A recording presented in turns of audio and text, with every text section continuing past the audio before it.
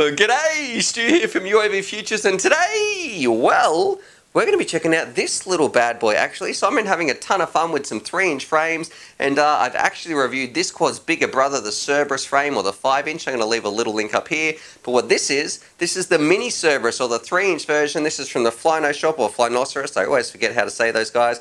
But this looks like an awesome tiny little quad, so a super neat stack in there. What we're going to be doing in this review, we're going to be sticking it on the bench, breaking it down, having a look at some of its components, and then in part 2 we'll take it out, rip it around. Grumpy Trev can check it out as well, because I know he's been asking about these tiny little ones, and we've been having a ton of fun with them. So yeah, we'll rip it around and see what he thinks as well. Anyway, enough rambling from me. Let's stick this little 3-inch on the bench and find out what's so cool about it. Alright, let's do it. Alrighty, so here it is on the bench, and the first thing I want to talk about, just like its bigger brother, look how good this thing looks. So I'm going to flash some pictures up on the screen, but overall, I really like the design of this quad. I love how it looks, and I think it's going to fly even better. Now, a lot of people, when it gets down to this 3-inch size, a big question people ask straight off the bat is, how much does this thing weigh? So let's waste no time, straight off the bat, let's stick it on the scales. I've got some new scales here, hopefully you guys can see that because I've been having some scale issues. Putting on here, it's coming in at 183 grams. So I'm going to say, look, it's not the lightest, but it's definitely not the heaviest. And remember, it does have some pretty chunky motors on here.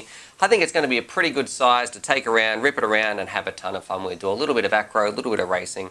I'm quite happy with that, considering the components. Before we look at the components, let's take a bit of a look at the frame. So flipping it over, of course, it spins 3-inch props. We're going to measure the carbon right here. So it's one solid base plate. Take your bets, measure this bad boy. That's coming in at about 2.5 millimeters thick, so you should have no dramas there. And the Flyno shop has some great warranties on their frame as well, so if you break them, you shouldn't have any dramas. But let's now jump in and look at the exciting parts you can get in this kit. So of course, on the outside, look, it's made to spin some 3-inch props. And on the outside, this is one of the stars of the show. You've got some 1407, 38,000 kV, some tiny little Tornado Brother Hobby motors, so that should provide a ton of thrust. And I've been seeing a ton of builds use these, so I definitely think it's a good choice. It could even go up to a 4-inch, but these things are an absolute superstar little motor.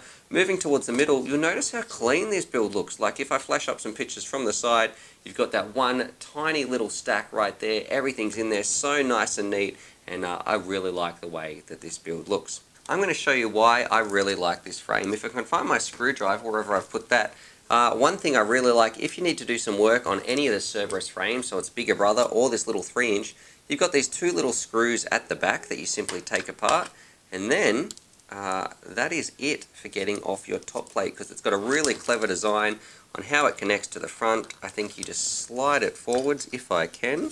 There we go. Just give that a bit of a wiggle. And then rock and roll, you're ready to do some work on the front of your quad. So you've got some nice, easy access there. Now, let's go through with what we're actually flying around with. So we've got a Runcam Swift 2, which is great because that's a full FPV, a full-sized FPV camera. It's going to give us an OSD, which is fantastic. It's connected to a TBS Unify Pro, which is great, one of the best Trent VTXs out there. And then in the middle, you've got this super small stack. So you've got a Furious flight controller right here. It's connected to a tiny little PDB, and also you've got some Luminaire 20 amp ESCs in there, which are great. Because if you look at that, that is such a small little stack. And that's what makes this thing so special. It's probably its form factor. It is absolutely tiny, and that lets you put on this tiny little sort of canopy that makes this, in my opinion, one of the best looking micros out there. Definitely up there with the Japalura. I think these two, the Japalura and this little bad boy, the Mini Cerberus, are definitely going to have some competition for each other. Now, my one concern with fitting all this stuff in, when it is all together, where is your actual receiver going to fit? So for me, I can't put in anything big like an IO6C or anything like that. You don't have too much space in here at all, so you do need to think very carefully about your receiver options. Some of those like micro FrSky receivers or the A8FSs might be okay, but it's just something to know. Look, you do need to think very carefully when you're putting in your VTX. Now, when you're putting in your receiver. Now, at the back right here, you can see this is where it's simply screwed in. You've got a little pigtail option, and that's from your TBS Unify. That's where you're going to attach your FPV antenna. That's going to be sticking out the back. Underneath, not too much special here. You've got your Velcro strap. This version actually does have a little like XT60 plug right here soldered in. I'd probably like mine a little bit looser so it could have a little bit more freedom, because I don't want that to snap off the board. But, you know, that's a pretty minor thing to have to worry about. And overall, I think it's going to be a ton of fun to fly around, especially considering with the weight it is, its motors, this thing should be an absolute rocket. Now, one thing that was a problem in the bigger brother, we did need an extra mount to put on the top right here to mount a GoPro. But because this is a 3-inch, this is definitely not designed for carrying a GoPro, so we don't have to worry about that. But overall, I think, look, this is going to be a great little quad to fly around. I definitely think if you're after a really quick little 3-inch racer that's super compact and looks super awesome, is going to turn some heads, you can't go wrong with one of these. It should perform even better, and yeah, I think this thing is going to be an absolute weapon on some really tight little race courses. Alrighty, so there it is. There's my part 1 review with a little mini Cerberus, the little 3-inch racer from the Flyno shop, Flynoceros, I always get confused, whatever they're called. And I've got to say, I really like how this thing comes together. Looks like an ultra compact, super tough little frame, which is great because I know the Flyno shop definitely has a cool warranty, so definitely go check that out.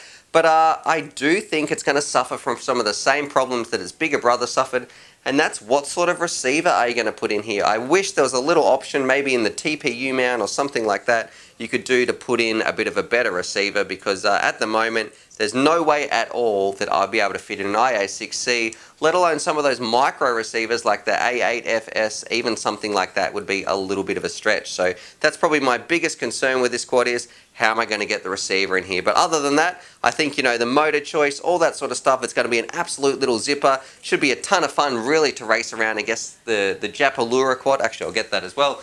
It should be a ton of fun to race around something like this, because I think these two head-to-head would make for some awesome little battles around some tiny little tracks. Anyway, stay tuned for part 2, because that's when we'll take it out to the field, we'll rip a few packs through it, and I'll show you some of the DVR, and we'll also get Grumpy Trev to check it out as well. But other than that, subscribe for more FPV related content. Definitely drop some comments down below. What do you think about this frame? You know, how do you think it's going to perform? And as always, happy flying, because that's when we'll take it out. Alrighty, so hopefully you guys enjoyed that video. Definitely subscribe if you're new to the channel and check out these videos. And I'm also going to leave a little link here to my Patreon page, because I've got some fantastic Patreon supporters and I like to give back to them as well. So if you want to join the UAV Futures family, there's things like bonus Velcro straps, little bundles of FPV goodies and things like that that also get sent out. Anyway, happy flying.